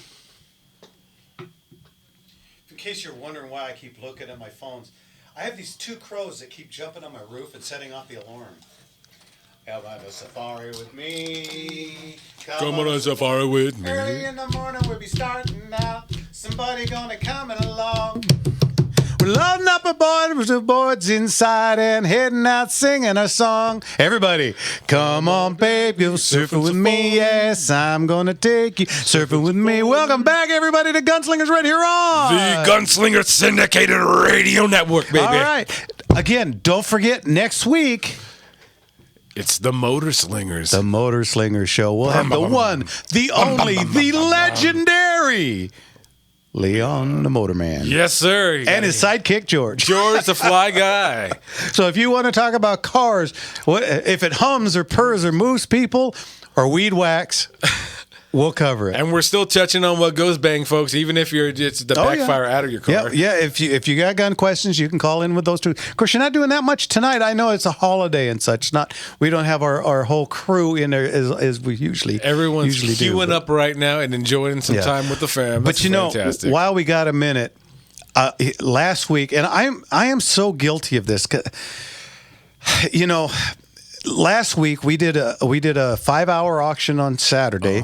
Then we did a 5-hour auction on Sunday. Then you and I beat feet and we get up here, yes, sir. And then we do a radio show. And I was a little bit tired, and I neglected to mention my crew. Yeah. Yeah, I know. So everybody that was there, okay, this is, let's see, on stage there was Danny, the other auctioneer, me, of course, Jason, and Ben, and the new kid, Haley, and then Jimmy out taking phone calls for me, and of course, Tim doing sealed bids, and JR out there keeping score, and of course, the checkout crew, which is Jaime and Joe, my wife, Kathy, Kathy and her friend Laura. Yep. And you know, they work so hard and get, you know, if you think that's easy, try it. No, we're really asking you. If you can lend a hand, you can try it out. Yeah, I mean, believe me, it is not an easy thing to do, and they get you guys in and out. I mean, when we're done with the auction, maybe 10 minutes after our last, you know, sold, all the people are checked out and gone. And then up at my shop, people, you know, at the orange shop, I have my son Andy, we have Tim, we have Blake, and the new guy James. They were all up at the orange store doing paperwork both days. Come on. From 10 o'clock in the morning till 4 in the afternoon, and they were there. So you could literally leave Highway 39 and go to the orange store, which is less than 10 minutes away, and you can start your paperwork that day. Start your 10 days right after auction, directly after. Right then and there. Yeah. And boy, I sure hope Chad takes me up on that when he gets elected and has me come and help DOJ, because boy, I tell you, there is so many stupid things that redundant bureaucracy. Yeah, that make no sense, that shouldn't even be there, that is literally no, you know, if I have a home and I decide to rent to you, I can't ask you half the questions that they ask you. No, I mean, and the repetitive nature of what they ask you, things that are already red flags that, you know, if someone answers. Yeah, you have to thumbprint when you do the paperwork, and again in 10 days when you pick it up. Why? I don't know. If you buy 3 guns at the same time, which is again legal in California now, you have to answer the same 5 questions over and over, because they are all no's on this one, but they're not all no's on this one. They got to keep you on your toes. Yeah, I mean, and the ultimate is the 10-day wait. You know, I'm gonna break with a lot of people with this. If you don't own a firearm, I could see 48, 72 hours. I could, because, you know, you're upset, you're mad, you're angry. Yes. You know, a couple of days go and you don't already own a firearm. I get it. Okay, I can see might be some buyer's remorse. Yeah, there. but if you already own firearms, you're going to tell me that you're going to get so mad at your neighbor or your mother-in-law or whatever that you're, damn it, I'm going to go buy a new gun to shoot you with. I need a new one. I can't use one of my old ones. Use the one I've had for 50 years. I'm going to go get a new one. And so why do you have to wait that? Harassment. Yep. No more, no less. And if a government does not trust its common, everyday, average Joe, what are they up to? And it's such a weird thing that they give you these 10 days, and it's not a hard 10. They can go up to 30, and even then, they still may be undecided. How are states getting away with pretty much instant background checks? Yeah, every other state can get it done in 30 minutes, but California is the only state that uses what's called the DROS system. Now, DROS stands for Dealer Record of Sale. Okay, the NICS, which is the National Insta-Check System, everywhere in the well, I think there's a few other states that don't do the, you know, they use NICS, but they still make you wait. But for the most part, you can go into Arizona gun shop, buy a gun, wait 30 minutes, or if you already have a CCW, because again, they're smart enough to realize that if you're going to get angry at somebody and you already own firearms, you're not going to go buy a new one to shoot them with. Come on, it really is ridiculous. Remember when Chad was on, what did we say about common sense? It's no longer common. Oh, absolutely not. And that's why we're trying to bring sanity back to the state. And you know, the left is always, we want common sense gun laws. No, they don't. They want confiscation, period. The common sense to them is no guns. That's the law. Yeah. I tell you what. So, okay, let's see. So I thanked the whole crew. Did I miss anybody? Well, Joe Pyle came over on... Joe Pyle, he came over and helped us with some phones for a bit, but he popped his hip or something, wasn't feeling well, so he didn't stay real long. Yeah. And we had a whole bunch of people ask how Annie's doing. Yes. Okay, and... I just got a text from her, and she says she's having good and bad days.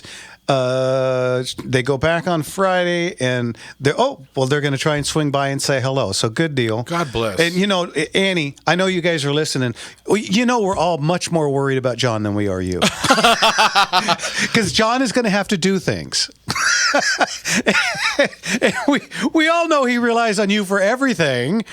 So, John, I hope you're doing well too. Absolutely. God bless you both, and we're always praying for your healing. So, if anyone knows or commented on there, keep sending those prayers out. Let's go ahead. And if somebody wants to swing by and make John a sandwich, I'm sure he'd appreciate it. Bring him over and something to drink. John, I'm just kidding. Relax. Oy, oy, oy. But it was great, and thank you to everyone who participated in the auction, because you guys make the auction that much more fun. We're having a good time getting things to you, but when we see an auction break out and we have people fighting, and I had people on the phone going back and forth. And we will work with you. I had people that had to leave early for different reasons, and I kept them on my list, and I was doing bids for them because we're trying to make sure you get what you want here, folks. And we have so much cool stuff. People want it all. Yeah. Oh, yeah. It's a lot of fun to see when an auction actually breaks out at the auction. For instance, the Colt Burgess rifle. Now, this was one that a whole lot of people were interested in, and it started out, I think it had been bid up to about $3,000. And I mean, it was literally, all right, here it is, the one everybody's been looking at. This is a Colt Burgess rifle. We got $3,000 a bid, got to be $32,500. Got $32,500, $3,500 now, $37,500, $37,500, got to be $4,000. Got $4,000, got to be $42,000, $42,000, $42,000, $42,000, now $45,000, $45,000, $45,000, $45,000. I mean, it was just boom, boom, boom, boom, boom, back and forth. And a sealed bidder ended up getting it for $6,500. Hey, Dave. For $6,500, and he called in this week and just happy as a clam. Oh man, we had people that had their lots, like they have guns in the auction, and they were watching intently to see what was going on, and the smiles on their faces. Yeah, they said it all, because not only are they understand that we're not trying to work anyone over on either side. We're here to get you what you want and make sure that if you're selling something, if we're selling something for you, that we're hitting what you need. This is a balanced thing, because the better you do, the better we do. Yeah. And that's the balance of it all. And we have so much that we're getting, there's something for everyone, let's say. Again, we like all the vaqueros out there. The one thing I was bringing up last week, that the Colts were all up and down, seeing what was what people are looking for these days compared to maybe 2 or 3 years ago. It was wild to see, and so you get to gauge what the temperature is on things. It was interesting, the Colt 4440. That's the first. The 1873s were pretty much mostly in 4440. Yet that has become one of the coolest calibers as far as price, meaning they've cooled off considerable. Yeah. Now, 45 Colt, through the roof. 3840 did really, really well. But for some reason, the 4440s were just a little chilly this time. So I don't know. I know it's kind of a pain to load. The 4440 being a bottleneck cartridge, it is a bit more difficult to load than a straight wall 45 Colt. But it was really interesting to see some of the 45 Colts that we had went crazy. And that's the thing, is that like we've said this throughout all these shows and all these auctions, that these are investments, because in a few years we can see that flip back over. We could see that just both of them just run up to all heck, because these are becoming more and more not just firearms for shooting sake. These are becoming super collectibles. Well, the thing 15 seconds? Oh, you know what? I'll try and remember to get to that when we get back. Kevin made a left turn. All right. You're listening to Gunslingers right here on the Gunslinger Syndicated Radio Network. And we'll be back right after this.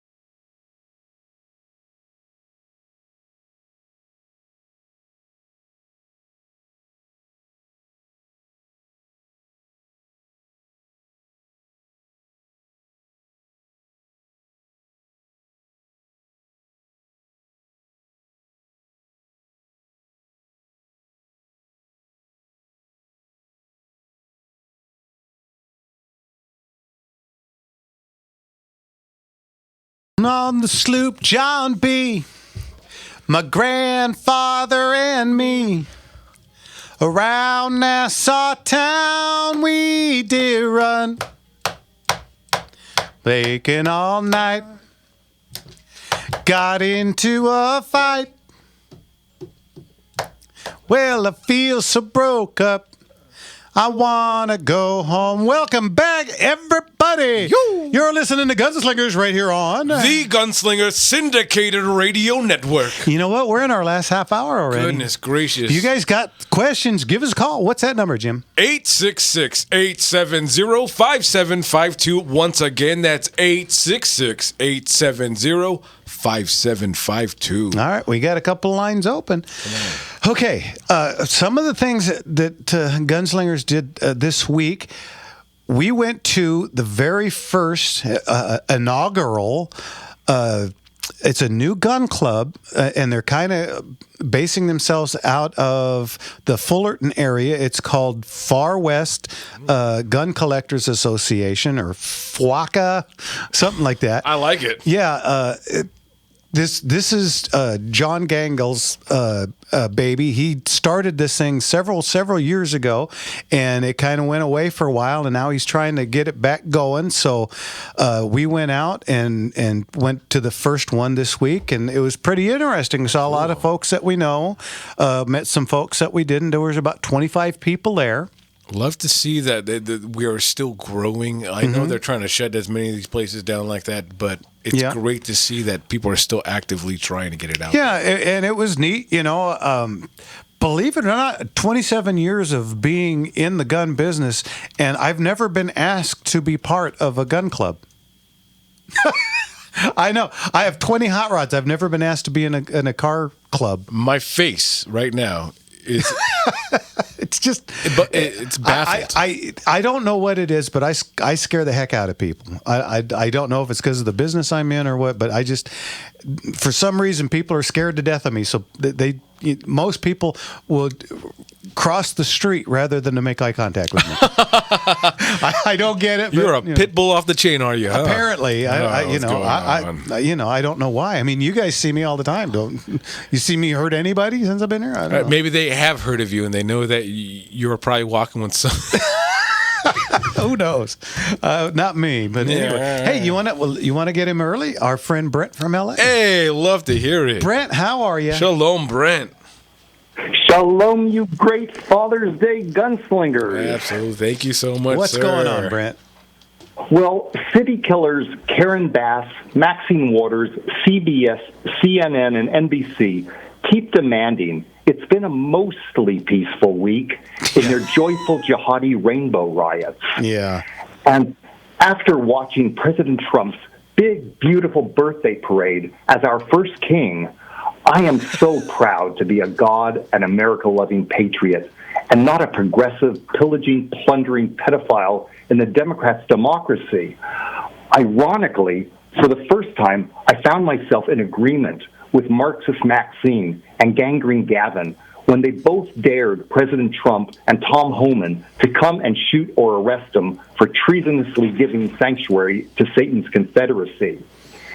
And to end on a blessed and biblical note, it looks like the Democrats' dreams of a thermonuclear final solution to the Jews and Christians has miraculously been wiped off Gavin's, Karen's, and George Soros's anti-God agenda. Yeah. They were trying to fight their type of good fight, which is the opposite of good. These people are looking to destroy, like we said, prayer and patriotism, and those are two evil words to them, and they're trying to make sure all of that goes down the tubes. I think God is making it very clear. He's showing us two dramatically different sides.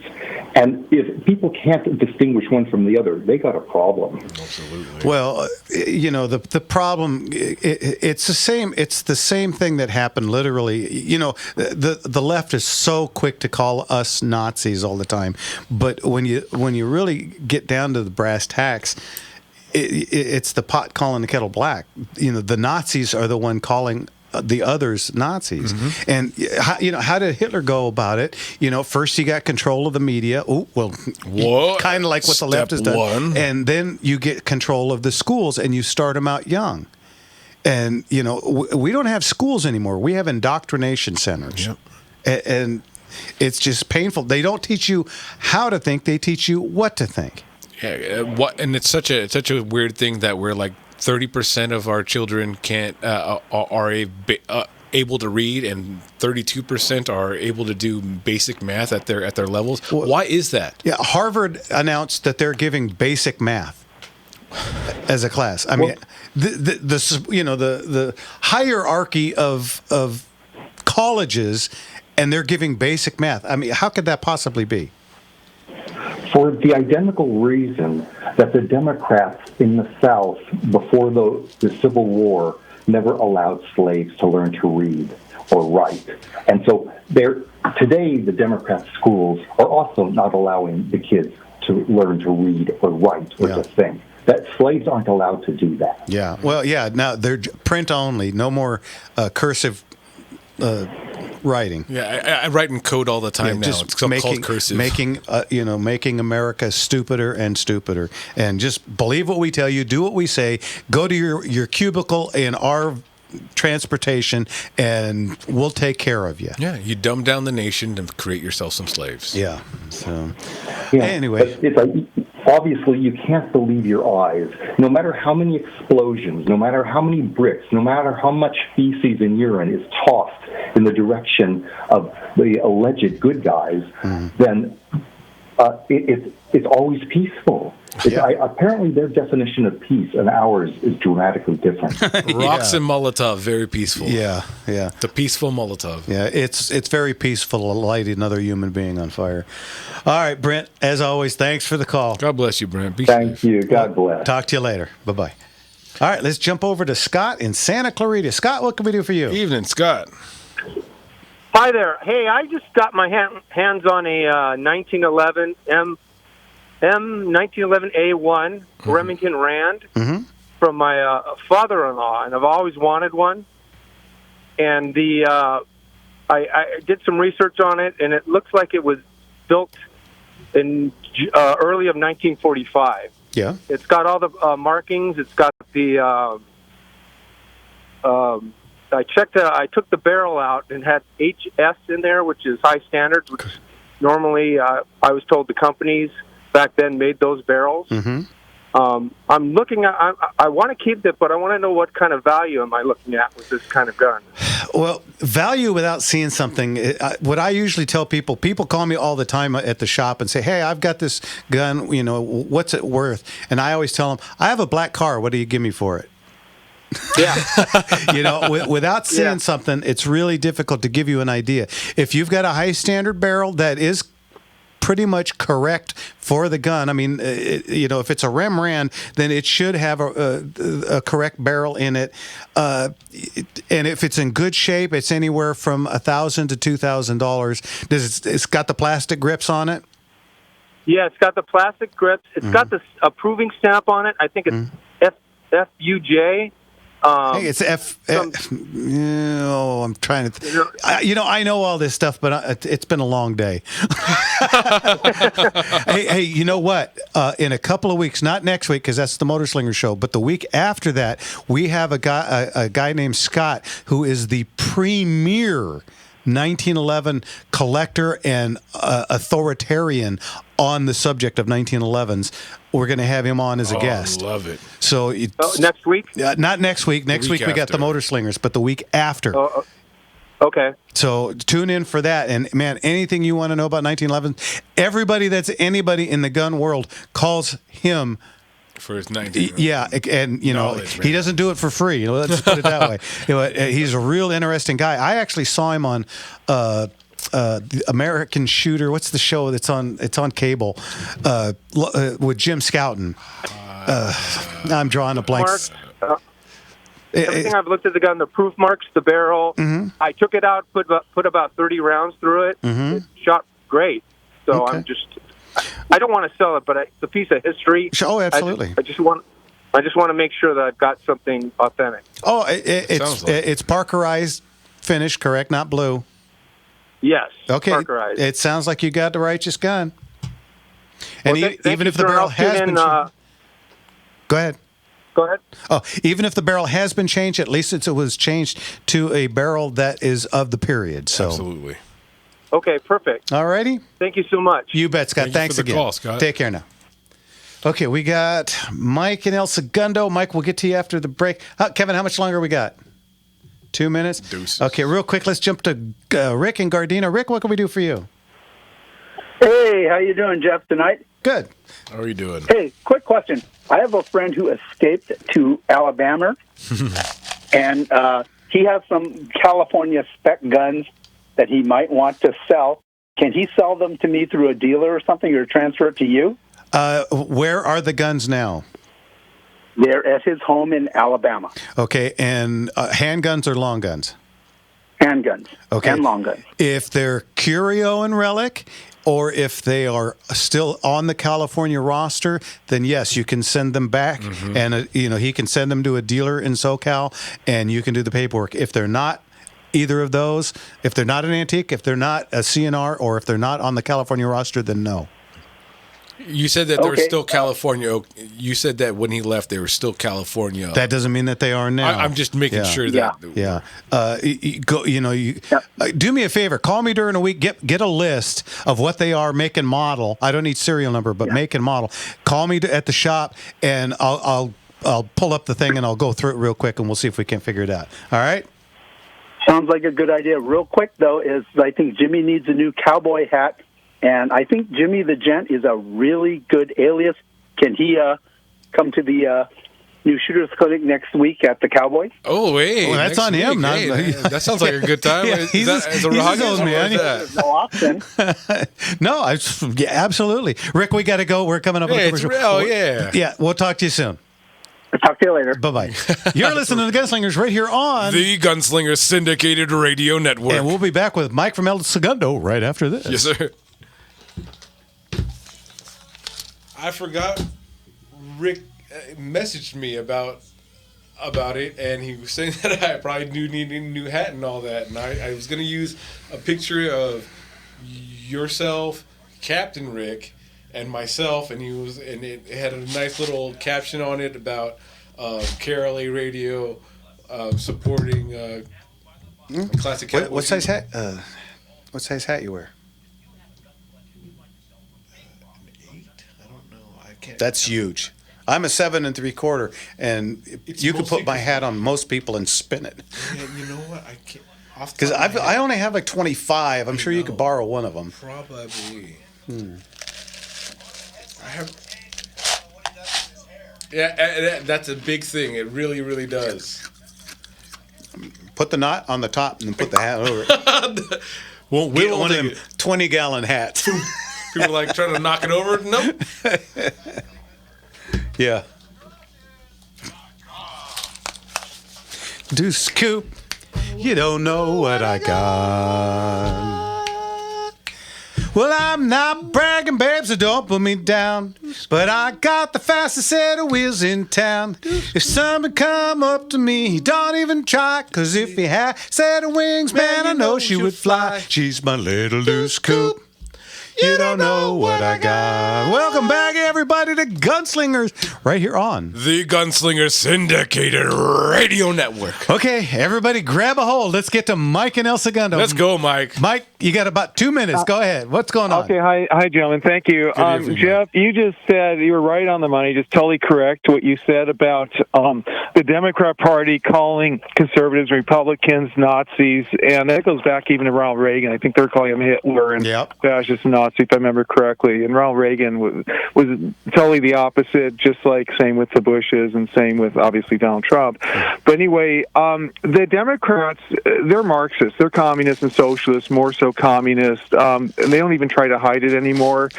And they have this pattern where they falsely accuse Republicans, conservatives, and anyone who gets in their way, tries to stop them, or exposes what they're doing and how evil it is. They accuse us of doing and being the things that they themselves are actually guilty of. And this is a long-time strategy they've been using. It actually came out in one of the emails leaked by WikiLeaks from the John Podesta email archive, and he was Hillary Clinton's campaign chairman in the 2016 election campaign. I actually I did a search and found that email, and that was one of their strategies, was to falsely accuse the Republican candidates of what Hillary Clinton was actually guilty of all her horrible scandals and problems. So the Democrats do this. Now, this no kings thing is just totally ludicrous and absurd, because what did Governor Gavin Newsom do with the death penalty after the voters voted down a statewide ballot measure that would have abolished the death penalty? The voters wanted to keep it. What did Gavin Newsom do? Well, he dismantled. He issued an order. He dismantled the death chamber, the execution chamber, and he gave a reprieve to all the murderers and multiple murderers on death row. Yep, gave them all the okay. Well, that's what he does. It doesn't matter what we think. Go ahead. Okay, another example. Okay, so there was a ballot measure, a statewide ballot measure to impose rent control, which is just a communist policy. It's a taking of property, partial taking by government, and it totally erodes property rights and property ownership. And so what did Gavin Newsom and the Democrats, the supermajority of Democrats in the state legislature, do after the voters voted down rent control? They passed a statewide law imposing rent control. Yeah, I know. They are the kings and the queens. They act like the royal family. Yeah, absolutely. I mean, it's just incredible. And then, not only, by the way, I did additional research recently. I found that not only are the Democrats anti-gun when it comes to individual Americans, they are anti-gun against or anti-self-defense against Israel. I found some State Department documents where in 1962, under President John Kennedy, they were telling Israel, you cannot defend yourself. So when Syria is shooting rifles, machine guns, and artillery across the border at your fishermen on a particular lake, and where they were shooting at the fishermen and shooting at Israeli police, you're not allowed to shoot back. You have to file a complaint with the United Nations, who, of course, was anti-Semitic, anti-Israel, because they're dominated by Arab Muslim countries, a huge number of them, that each one gets a vote at the United Nations. So going back at least to John Kennedy, 1962, when Israel became a country, gained its independence in 1948, so you go back only a little bit longer after that, about 12, 13 years, whatever you do the math, but basically 1962, you had, under a Democrat administration, they're telling Israel, and Israel's been told this over and over again by Democrat presidents, you're not allowed to defend yourself. Don't shoot back. No. I mean, this is just totally corrupt. But people have to understand the Democrat Party today, if you compare them with the Nazis, since they always call us Nazis, which obviously is a lie, you compare them with the Nazis, there's a lot more parallels and things they're doing than the list that you gave, Jeff. You gave some good items for the list, but there's a lot more. It's a much longer list than that. I know, and we have limited time, so I didn't get too deep in it. And again, we're a fun with guns and no politics show, so I understand. I don't want to get too far out into the weeds. Anyway, Mike, but as always, the point is they're anti-self-defense against Jews, both individually and nationwide. Yep. All right, Mike. Keep us all victims. As always, appreciate you calling. You got to get your own show. I would listen. We'll talk to you later. I heard you say it last week. I take it as a very high compliment. I listen to you. I love your show. I love all three of you, and I love you got great callers too. You got great guests. I was really happy to hear Chad Bianco on today, so people can go to Bianco.com to donate time, donate money, and help in other ways, I suppose. But it was really good to hear him talk. I'm really pleased that you had him on. I hope you'll have him on more in the future. Well, it's always up to him. We'd have him on every couple of weeks, but he's a busy guy. Well, campaigns are really busy. I ran for city council and got elected in El Segundo, and just for city council, you're really, really busy. We'll talk to you later. And that's a small city. I know. See you later, Michael. Thanks, I Mike. hung up on him. I'm sorry. God bless you, Mike. No, but thank you. Yeah, he's a great guy, but he's got a lot. He really needs his own show. He's got a lot to say, and it's all factual. The guy's. Would anybody not? I mean, I would love to listen to his show. He's got it all. I don't know if I'd call in because you never get a word forward and edgewise. You know what? Just let him go. Give him a whole hour. He couldn't even fit it everything he has to say in an hour. 3. I think he's a solid 3-hour show. Oh, yeah. Anyway. Okay, back to Gunslingers. Hey, are we doing a show here, Gunslingers? Yeah. Anyway. Okay, so coming up September 13th. September 13th. That's the next auction. If you got stuff and you want to be part of the auction world, guys, get it into us soon. I think we may have 1-2 weeks left of getting in stuff. That's a little before it closes out. That's about 3 months away. Yeah, and we're pretty much done. We have a few spots left over, but for the most part, it's pretty much done. And then, of course, then we'll be booking for the Christmas one. And the Christmas one, don't poo-poo it, because I tell you what, it's an exciting auction. That's one of my favorites because there's a lot that's going on, and it's the end of the year. And we get a lot of really cool stuff for Christmas. We got a whole bunch of stuff in. We got a backpack from the Civil War. Oh yeah, that came in. I mean, this is so cool. This was. I mean, literally 1864, give or take. Somebody had this on their back, and now it's at the shop, and we're going to sell it. Come on, I mean that we just had that bomber jacket over. We had the coolest. It had 40 bombs on it. Now that means that the man that wore that jacket and that jacket went through 40 bombing runs. Come on. I mean, not a lot of people can say that. No, I mean, and come on, because how many runs in the air going through dangerous times and dangerous places to be able to do that job and survive and come back and have all those accolades on your it's just a piece of history that someone had to wear through all their endeavors right there. That's amazing. It was really a really cool piece of history. And, I've been saying this for 100 years, but you have a gun collection. I have a gun collection. Everybody that's listening probably has a gun collection. But you know what, guys? All we are is the latest curator. Yep. Because the guns are going to keep going. We don't. Nope. So... that's a lot of my friends in the old days when I was just doing mostly cowboy action stuff. They used to call me the gun recycler because it never failed when I had the old shop at Lee's Gunsmithing down in Orange. Somebody come in and this is when cowboy shooting was at its zenith. And somebody come in and once a week somebody come in. Oh, I want to be a cowboy. And of course they'd have to buy a pair of Rugers in .45 Colt. And they'd have them and they do 1 or 2 shoots. And then they realize how recoil heavy, number one, and how expensive it is to shoot .45 Colt. And then they'd come sniffing around and looking for 38s. And I sold 1 pair of Ruger Vaqueros. They were my dear friend Smoke Parnell. They belonged to him. And I sold those, I think, 7 times.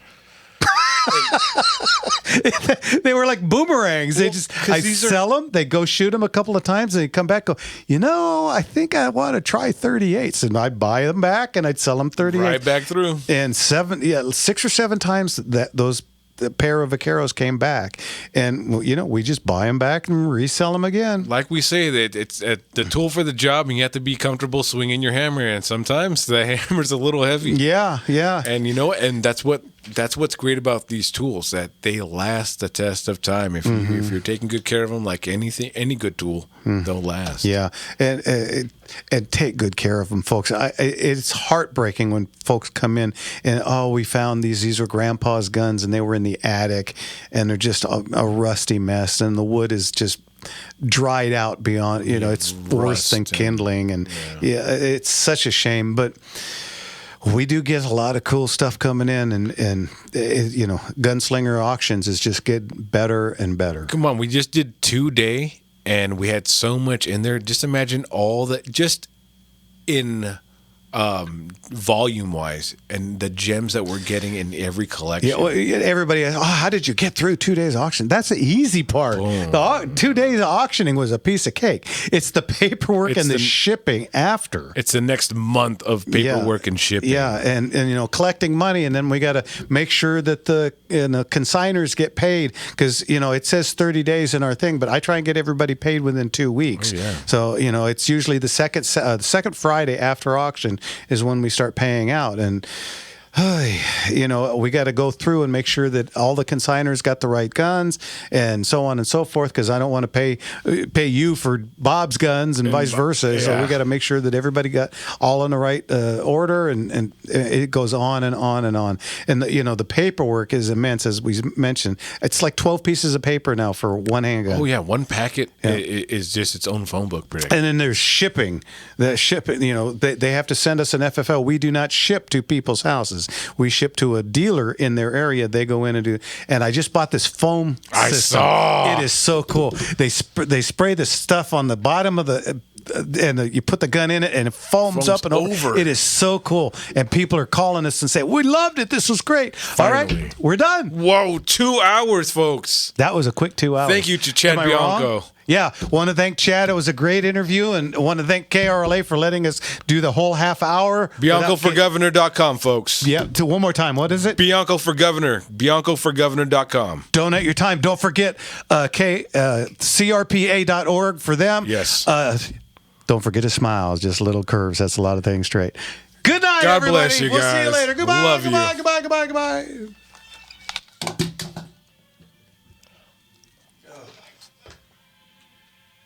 Man, my phones have been blowing up. Yeah. Everybody calling, texting me, asking me questions. And of course, my alarm went off again. I have two crows that keep jumping on my alarm, and I got beams up there, and they bust through the beam, and then my alarm goes off. Hopefully, the sun's going down. Hopefully, they'll be stopping now.